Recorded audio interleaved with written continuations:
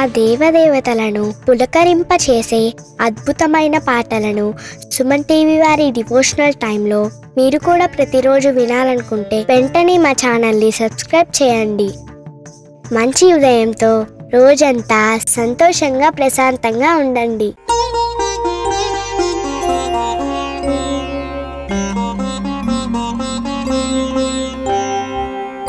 स्वामीनाथ करुणाकर दीनबन्धो श्री पार्वतीश मुख पंकज पद्मबन्धो श्रीशादिदेव गणपूजित पादपद्मा वल्लीसनाथ मम देहि करावलम्बम् देवादिदेव सुत देवगणाधिनाथ देवेन्द्रवन्द्य मृदु पंकज मंजुपाद देवर्षि नारद मुनीन्द्र सुगीत कीर्ते वल्लीसनाथ मम देहि करावलम्बम्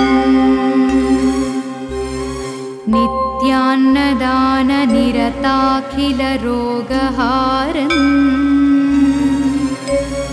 तस्मात् प्रदान परिपूरित भक्तकामा श्रुत्यागम प्रणव वाच्य निज स्वरूप वल्लीसनाथ मम देहि करावलम्बम् क्रौञ्चासुरेन्द्र परिखण्डन शक्तिशूल पाशादिशस्त्र परिमण्डित दिव्यपाणे श्रीकुण्डलीश धृततुण्ड्र सिकीन्द्रवाहा वल्लीसनाथ मम देहि करावलम्बम् देवाधिदेव रथमण्डल मध्यवेद्य देवेन्द्र पीडनकरं दृढचापहस्तम् शूरं निहत्य सुरकोटिभिरीड्यमाना वल्लीसनाथ मम देहि करावलम्बम्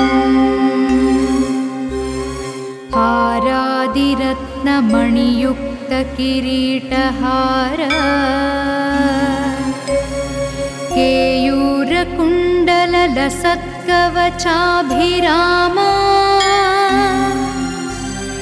हे वीरतारक जयामर बृन्दवन्द्य वल्लीसनाथ मम देहि करावलम्बम् पञ्चाक्षरादिमनुमन्त्रित गाङ्गतोयैः पञ्चामृतैः प्रमुदितेन्द्र मुखैर्मुनीन्द्रैः पट्टाभिषिक्त हरियुक्त पराशनाथ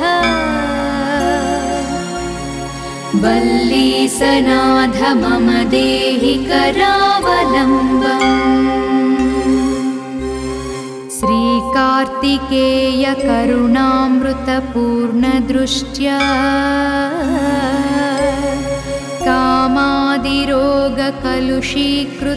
कामादिरोगकलुषीकृतदुष्टचित्तम् चित्वा तु मामवकणाधरकान्तकान्त्या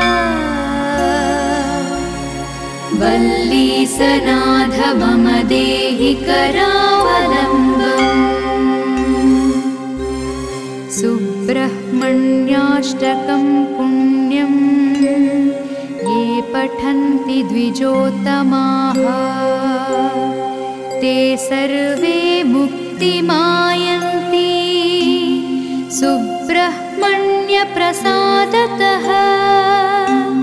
सुब्रह्मण्याष्टकमिदं प्रातरुत्थाय यः पठेत् कोटिजन्मकृतं पापं तत्क्षणादेव नश्यति कोटिजन्मकृतं पापं तत्क्षणादेव नश्यति हे स्वामिनाथ करुणाकर दीनबन्धो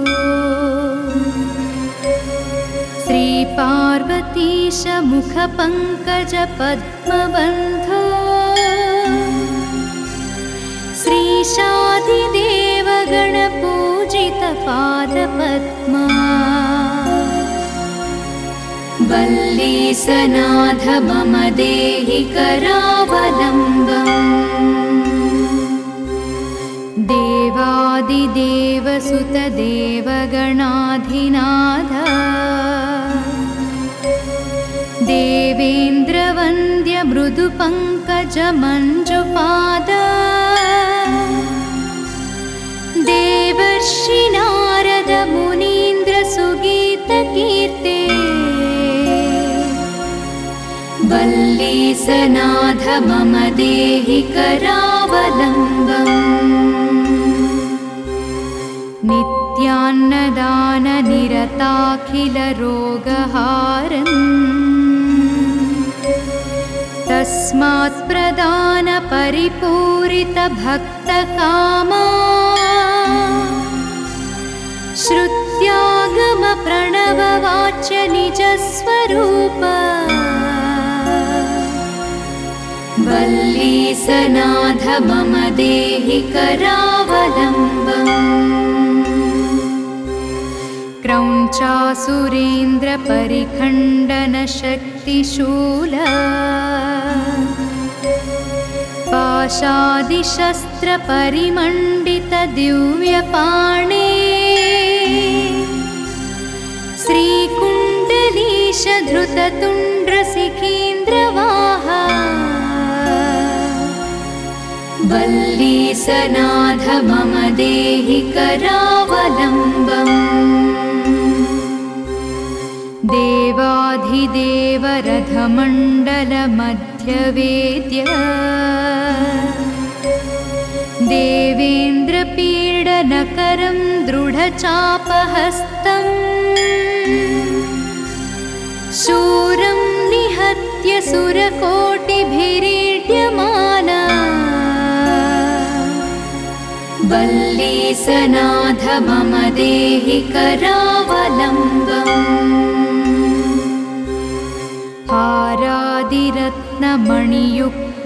हारादिरत्नमणियुक्तकिरीटहार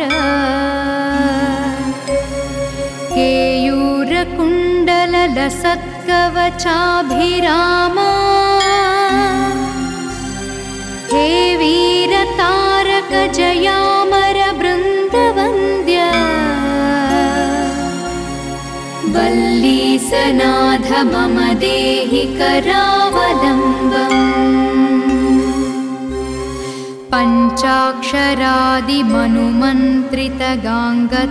पञ्चाक्षरादिमनुमन्त्रितगाङ्गतोयैः पञ्चामृतैः प्रमुदितेन्द्रमुखैर्मुनीन्द्रैः पट्टाभिषिक्त हरियुक्त पराशनाथ वल्लीसनाथ मम देहि करावलम्बम् श्रीकार्तिकेय करुणामृतपूर्णदृष्ट्या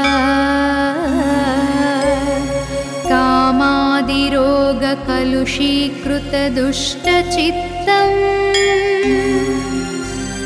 छित्त्वा तु मामवकणाधरकान्तकान्त्या वल्लीसनाथ मम देहि करावलम्बम् सुब्रह्मण्याष्टकं पुण्यं ये पठन्ति द्विजोत्तमाः ते सर्वे मुक्तिमायन्ति सुब्रह्मण्याष्टकं सुब्रह्मण्यप्रसादतः सुब्रह्मण्याष्टकमिदं प्रातरुत्थाय यः पठेत् कोटिजन्मकृतं पापं तत्क्षणादेव नश्यति कोटिजन्मकृतं पापं तत्क्षणादेव नश्यति कोटिजन्मकृतं पापं तत्क्षणादेव नश्यति तत्क्षणादेव नश्यति तत्क्षणादेव नश्यति इति श्रीसुब्रह्मण्याष्टकं सम्पूर्णम्।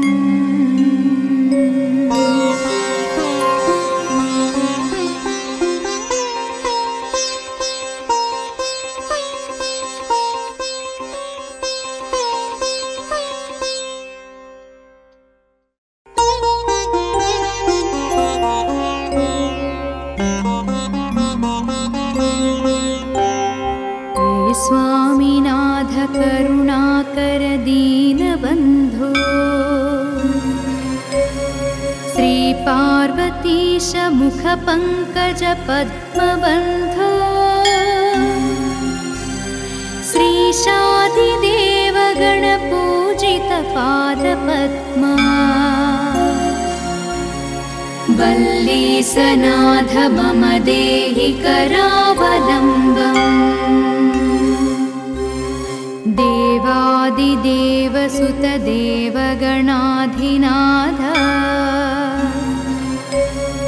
देवेन्द्रवन्द्य मृदुपङ्कज मञ्जुपाद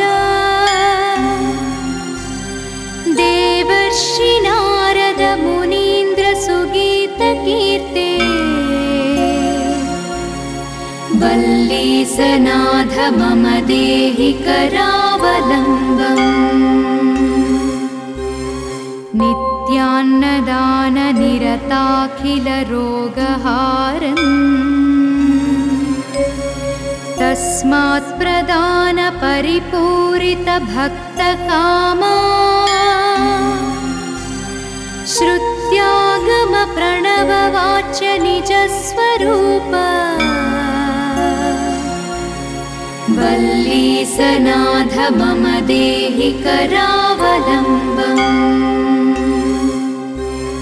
क्रौञ्चासुरेन्द्र परिखण्डन शक्तिशूल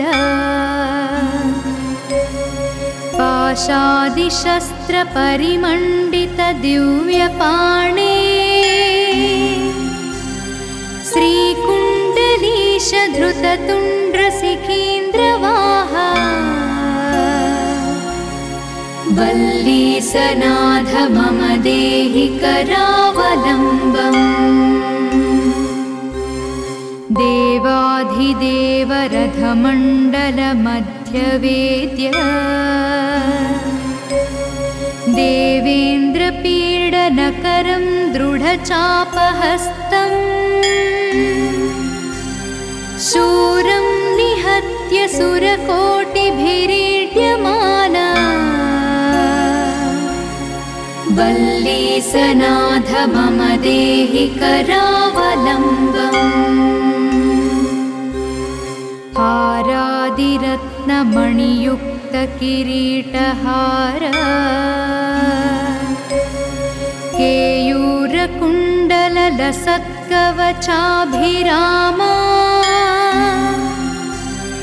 हे वीरतारक जयामर बृन्दवन्द्य वल्लीसनाथ मम देहि करावलम्बम् पञ्चाक्षरादिमनुमन्त्रितगाङ्गतोयैः पञ्चामृतैः प्रमुदितेन्द्रमुखैर्मुनीन्द्रैः पट्टाभिषिक्त हरियुक्त पराशनाथ वल्लीसनाथ मम देहि करावलम्बम् कार्तिकेय करुणामृतपूर्णदृष्ट्या कामादिरोगकलुषीकृतदुष्टचित्तम् सिक्त्वा तु मामवकणाधरकान्तकान्त्या वल्लीसनाथ मम देहि करावलम्बम्। सुब्रह्मण्याष्टकं पुण्यं ये पठन्ति द्विजोत्तमाः ते सर्वे मुक्तिमायन्ति सुब्रह्मण्यप्रसादतः।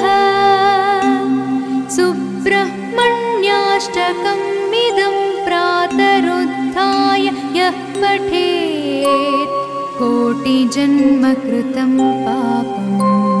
तत्क्षणादेव नश्यति। कोटिजन्मकृतं पापं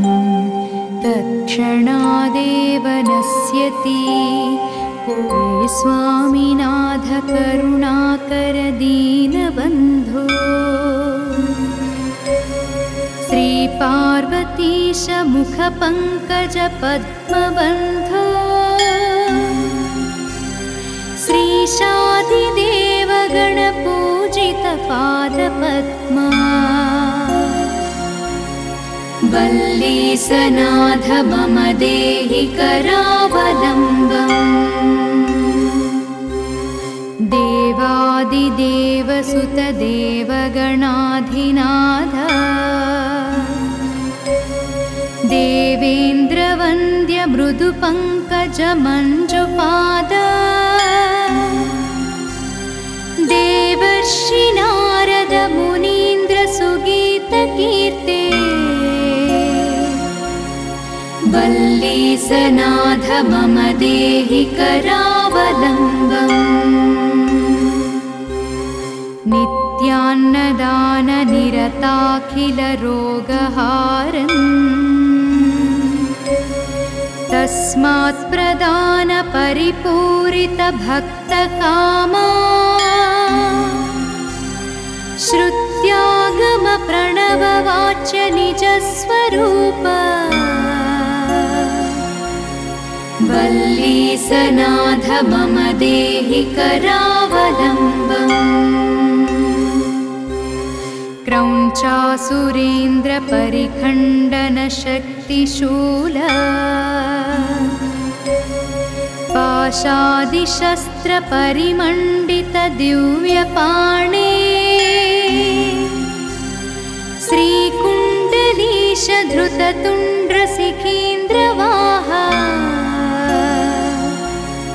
वल्लीसनाथ मम देहि करावलम्बम्। देवाधिदेव रथमण्डल मध्यवेद्य देवेन्द्र पीडनकरं दृढचापहस्तम् शूरं निहत्य सुरकोटिभिरीड्यमाना वल्लीसनाथ मम देहि करावलम्बम्। हारादिरत्नमणियुक्त किरीटहार केयूरकुण्डल लसत्कवचाभिरामा हे वीरतारक जयामर बृन्दवन्द्य वल्लीसनाथ मम देहि करावलम्बम्। पञ्चाक्षरादिमनुमन्त्रितगाङ्गतोयैः पञ्चामृतैः प्रमुदितेन्द्रमुखैर्मुनीन्द्रैः पट्टाभिषिक्त हरियुक्त पराशनाथ वल्लीसनाथ मम देहि करावलम्बम्। श्री श्रीकार्तिकेय करुणामृतपूर्णदृष्ट्या कामादिरोगकलुषीकृतदुष्टचित्तम् सिक्त्वा तु मामवकणाधरकान्तकान्त्या वल्लीसनाथ मम देहि करावलम्बम्। सुब्रह्मण्याष्टकं पुण्यं ये पठन्ति द्विजोत्तमाः ते सर्वे मुक्तिमायन्ति सुब्रह्मण्यप्रसादतः। सुब्रह्मण्याष्टकमिदं प्रातरुत्थाय यः पठेत् कोटिजन्मकृतं पापं तत्क्षणादेव नश्यति। कोटिजन्मकृतं पापं तत्क्षणादेव नश्यति। कोटिजन्मकृतं पापं तत्क्षणादेव नश्यति। तत्क्षणादेव नश्यति। तत्क्षणादेव नश्यति। इति श्रीसुब्रह्मण्याष्टकं सम्पूर्णम्।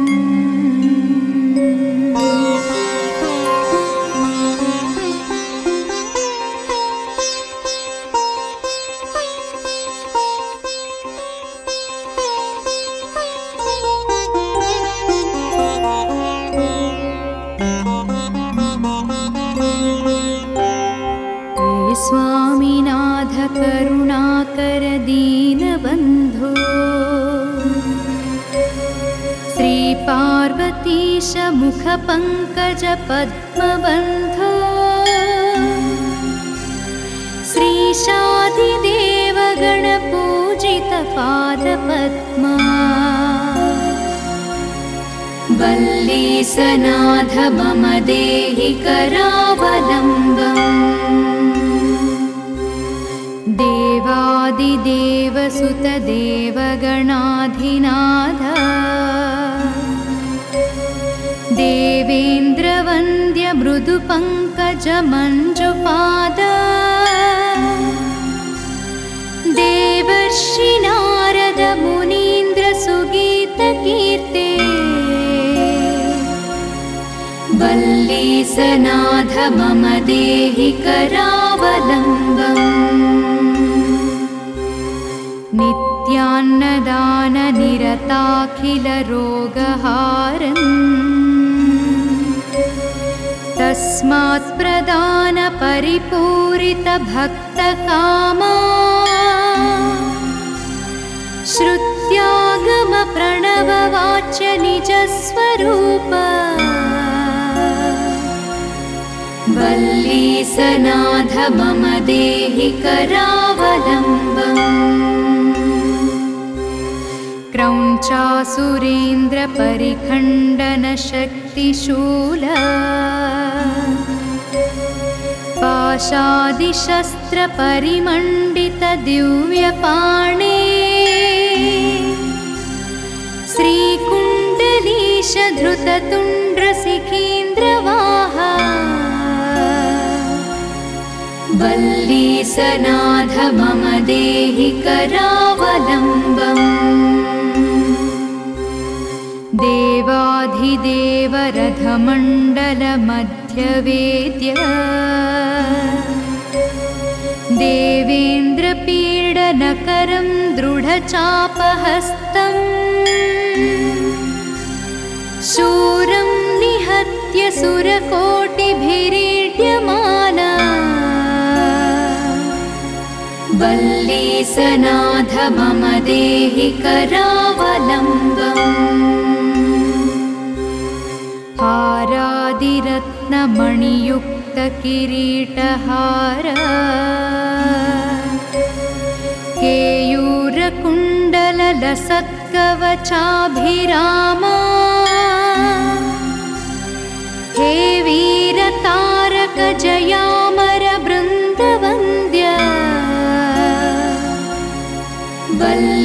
वल्लीसनाथ मम देहि करावलम्बम् पञ्चाक्षरादिमनुमन्त्रितगाङ्गतो यैः पञ्चामृतैः प्रमुदितेन्द्रमुखैर्मुनीन्द्रैः पट्टाभिषिक्तहरियुक्तपराशनाथ वल्लीसनाथ मम देहि करावलम्बम् श्रीकार्तिकेय करुणामृतपूर्णदृष्ट्या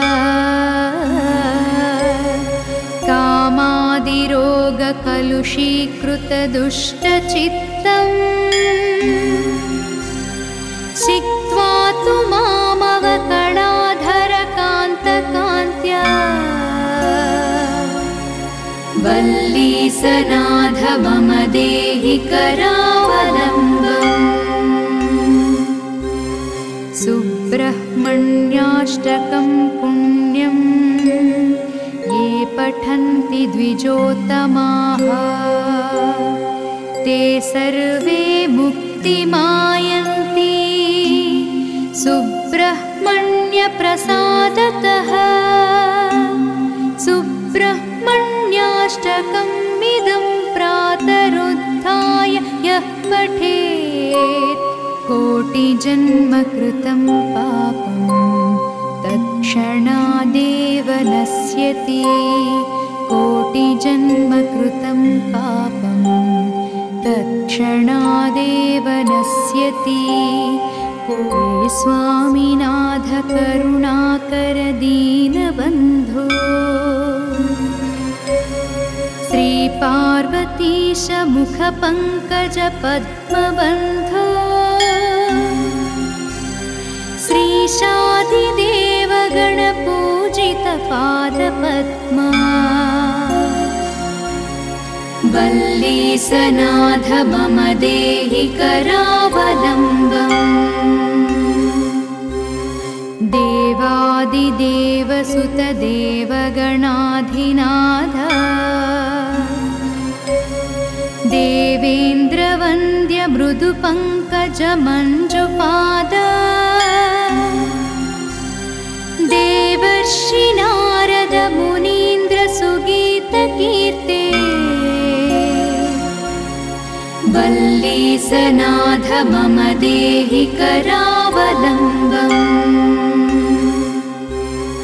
नित्यान्नदान निरताखिल रोगहारन् तस्मात् प्रदान परिपूरित भक्तकामा श्रुत्यागम प्रणववाच्य निजस्वरूप वल्लीसनाथ मम देहि करावलम्बम् क्रौञ्चासुरेन्द्र परिखण्डन शक्तिशूल पाशादिशस्त्र परिमण्डित दिव्यपाणे श्रीकुण्डलीश धृततुण्ड्र सिखीन्द्रवाहा वल्लीसनाथ मम देहि करावलम्बम् देवाधिदेव रथमण्डल मध्यवेद्य देवेन्द्रपीडनकरं दृढचापहस्तम् शूरं निहत्य सुरकोटिभिरीड्यमाना वल्लीसनाथ मम देहि करावलम्बम् हारादिरत्नमणियुक्तकिरीटहार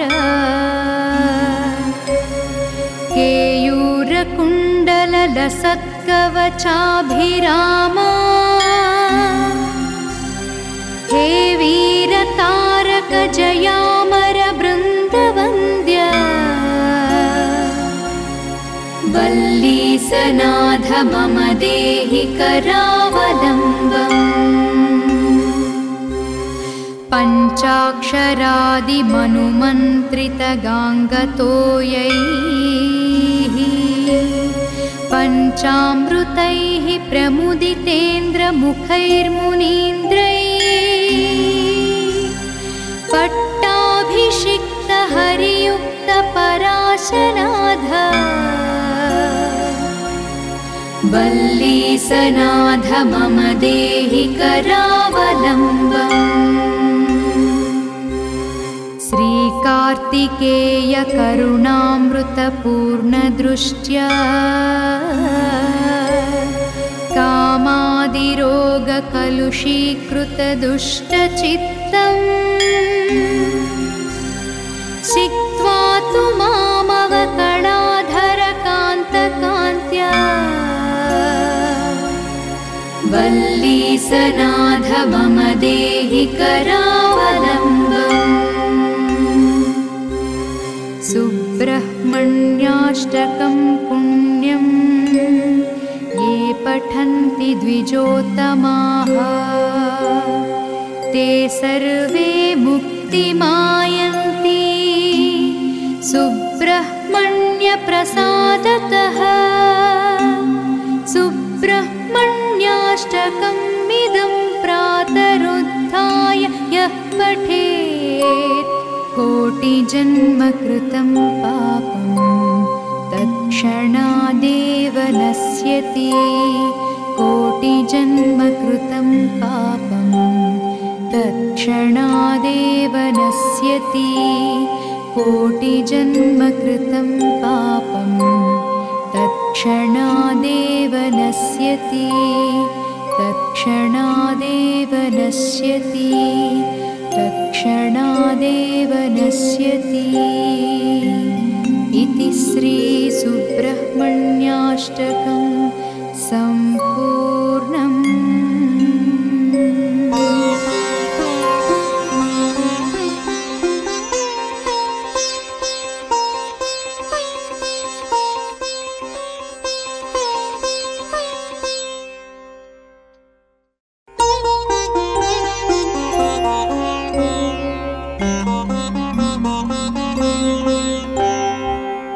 स्वामिनाथ करुणाकर दीनबन्धो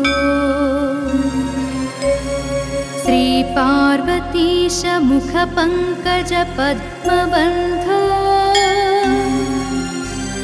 श्रीशादिदेव गणपूजित पादपद्मा वल्लीसनाथ मम देहि करावलम्बम्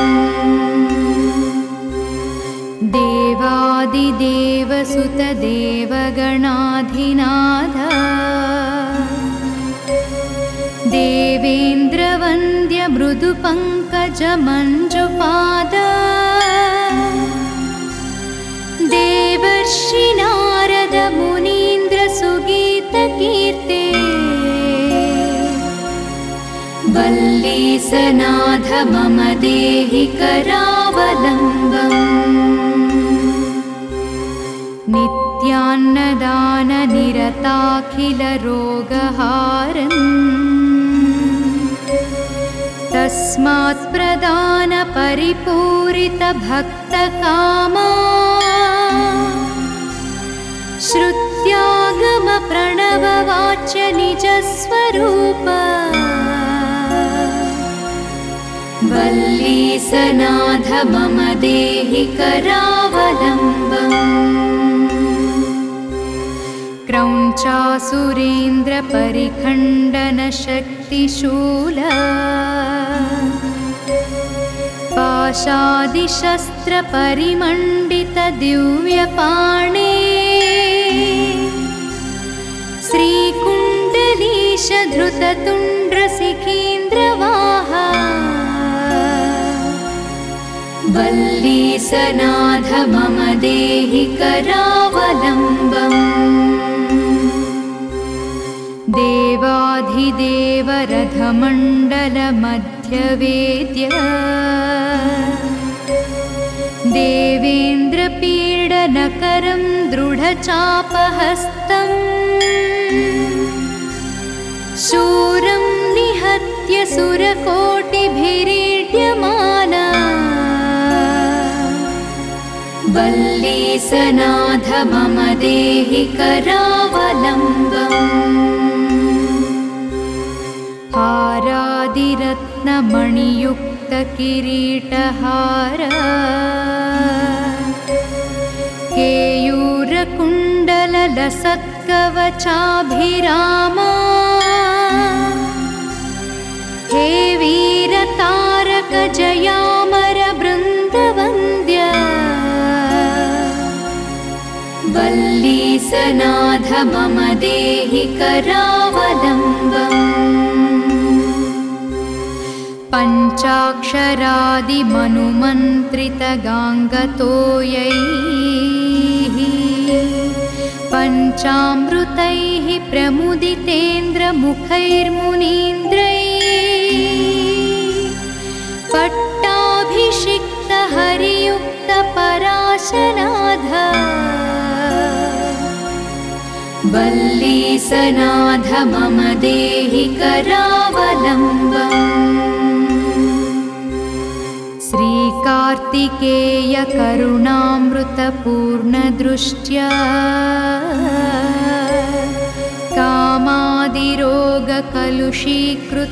कामादिरोगकलुषीकृतदुष्टचित्तम् छित्त्वा तु मामवकणाधरकान्तकान्त्या वल्लीसनाथ मम देहि करावलम्बम् सुब्रह्मण्याष्टकं पुण्यं ये पठन्ति द्विजोत्तमाः ते सर्वे मुक्तिमायन्ति सुब्रह्मण्यप्रसादतः सुब्रह्मण्याष्टकमिदं प्रातरुत्थाय यः पठेत् कोटिजन्मकृतं पापं तत्क्षणादेव नश्यति कोटिजन्मकृतं पापं तत्क्षणादेव नश्यति हे स्वामिनाथ करुणाकर दीनबन्धो श्रीपार्वतीश मुखपङ्कज पद्मबन्धो श्रीशादिदेव गणपूजित पादपद्मा वल्लीसनाथ मम देहि करावलम्बम् देवादिदेव सुतदेव गणाधिनाथ देवेन्द्रवन्द्य मृदुपङ्कज मञ्जुपाद देवर्षि नारद मुनीन्द्र सुगीतकीर्ते वल्लीसनाथ मम देहि करावलम्बम् नित्यान्नदान निरताखिलरोगहारन्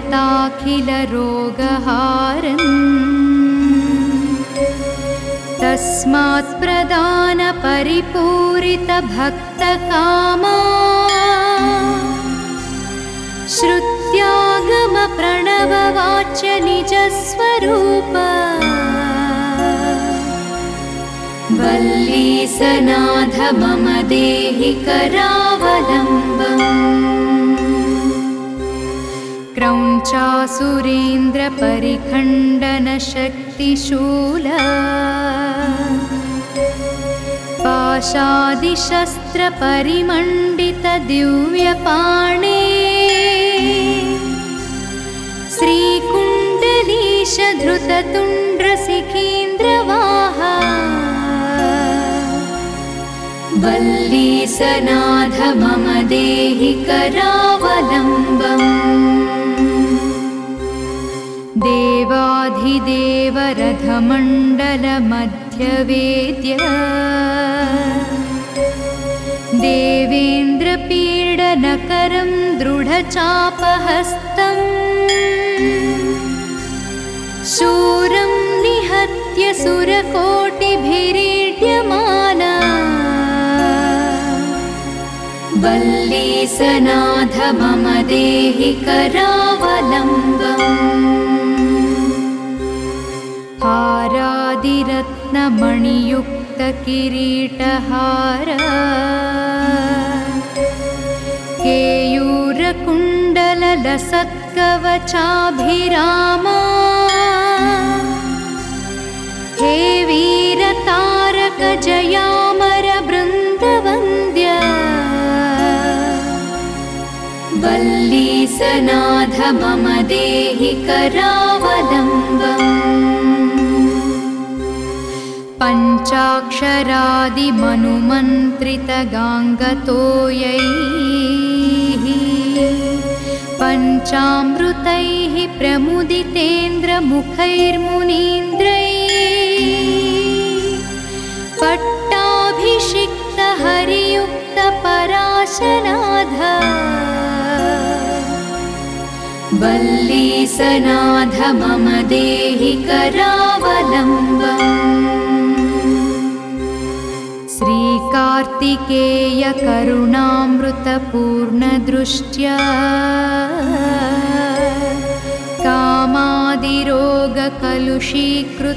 कामादिरोगकलुषीकृतदुष्टचित्तम् छित्त्वा तु मामवकणाधरकान्तकान्त्या वल्लीसनाथ मम देहि करावलम्बम् सुब्रह्मण्याष्टकं पुण्यं ये पठन्ति द्विजोत्तमाः ते सर्वे मुक्तिमायन्ति सुब्रह्मण्यप्रसादतः सुब्रह्मण्याष्टकमिदं प्रातरुत्थाय यः पठेत् कोटिजन्मकृतं पापं तत्क्षणादेव नश्यति कोटिजन्मकृतं पापं तत्क्षणादेव नश्यति कोटिजन्मकृतं पापं तत्क्षणादेव नश्यति तत्क्षणादेव नश्यति तत्क्षणादेव नश्यति इति श्रीसुब्रह्मण्याष्टकं सम्पूर्णम्।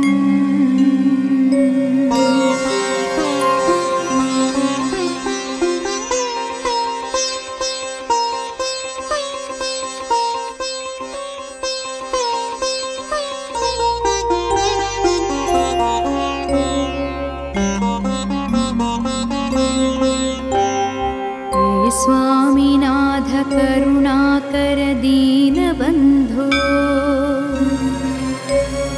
श्रीपार्वतीश मुखपङ्कज पद्मबन्धो श्रीशादिदेव गणपूजित पादपद्मा वल्लीसनाथ मम देहि करावलम्बम् देवादिदेवसुत देवगणाधिनाथ देवेन्द्रवन्द्य मृदुपङ्कज मञ्जुपाद देवर्षि नारद मुनीन्द्र सुगीतकीर्ते वल्लीसनाथ मम देहि करावलम्बम् नित्यान्नदान निरताखिल रोगहारन् तस्मात् प्रदान परिपूरित भक्तकामा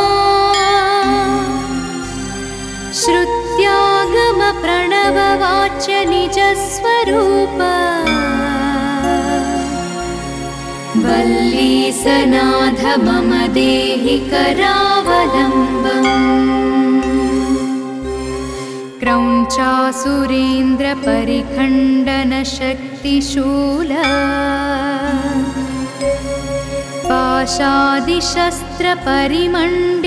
पाशादिशस्त्रपरिमण्डितदिव्यपाणे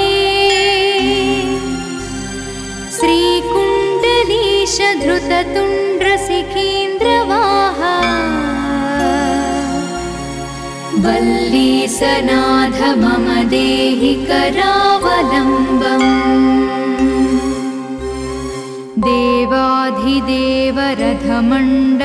देवाधिदेवरथमण्डलमध्यवेद्य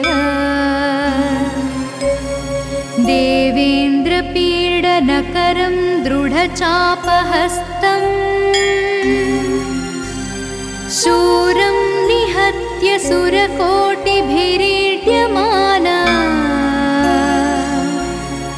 वल्लीसनाथ मम देहि करावलम्बम् हारादिरत्नमणियुक्तकिरीटहार केयूरकुण्डललसत्कवचाभिरामा हे वीरतारकजयामरबृन्दवन्द्य वल्लीसनाथ मम देहि करावलम्बम् पञ्चाक्षरादिमनुमन्त्रितगाङ्गतोयैः पञ्चामृतैः प्रमुदितेन्द्रमुखैर्मुनीन्द्रैः पट्टाभिषिक्तहरियुक्तपराशनाथ वल्लीसनाथ मम देहि करावलम्बम्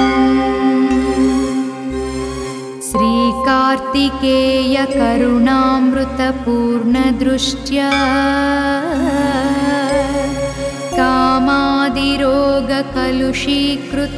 कामादिरोगकलुषीकृतदुष्टचित्तम् सिक्त्वा तु मामवकणाधरकान्तकान्त्या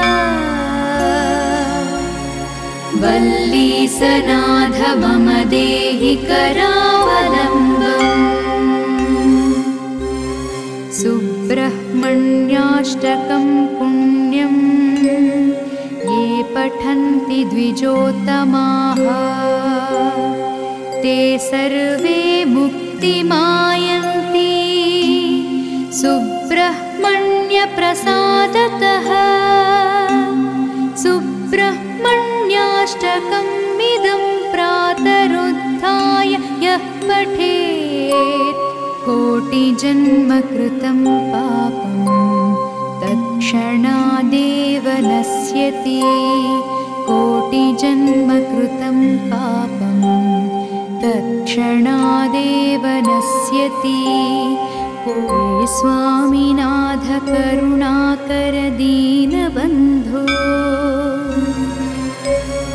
श्रीपार्वतीश मुखपङ्कज पद्मबन्धो श्रीशादिदेव गणपूजितपादपद्मा वल्लीसनाथ मम देहि करावलम्बम्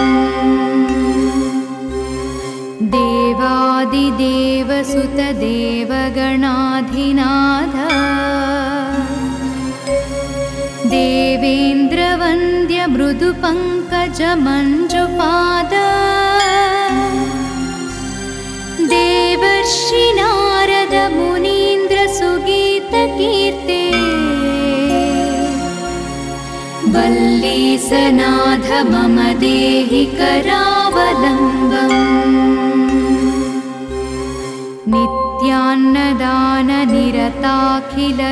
नित्यान्नदाननिरताखिलरोगहारन् तस्मात् प्रदानपरिपूरितभक्तकामा श्रुत्यागमप्रणववाच्य निजस्वरूप वल्लीसनाथ मम देहि करावलम्बम् क्रौञ्चासुरेन्द्रपरिखण्डनशक्तिशूल पाशादिशस्त्रपरिमण्डितदिव्यपाणे श्रीकुण्डलीशधृततुण्ड्रशिखीन्द्रवाहा वल्लीसनाथ मम देहि करावलम्बम् देवाधिदेवरथमण्डलमध्यवेद्य देवेन्द्रपीडनकरं दृढचापहस्तम्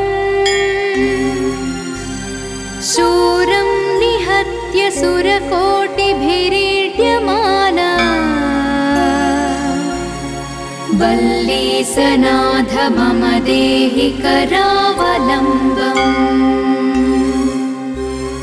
हारादिरत्नमणियुक्तकिरीटहार केयूरकुण्डललसत्कवचाभिरामा हे वीरतारकजयामरबृन्दवन्द्य वल्लीसनाथ मम देहि करावलम्बम् पञ्चाक्षरादिमनुमन्त्रितगाङ्गतोयैः पञ्चामृतैः प्रमुदितेन्द्रमुखैर्मुनीन्द्रैः पट्टाभिषिक्तहरियुक्तपराशनाथ वल्लीसनाथ मम देहि करावलम्बम्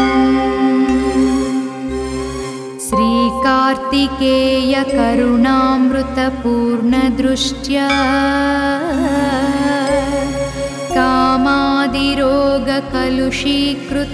कामादिरोगकलुषीकृतदुष्टचित्तम् छित्त्वा तु मामवकणाधरकान्तकान्त्या वल्लीसनाथ मम देहि करावलम्बम् सुब्रह्मण्याष्टकं पुण्यं ये पठन्ति द्विजोत्तमाः ते सर्वे मुक्तिमायन्ति सुब्रह्मण्यप्रसादतः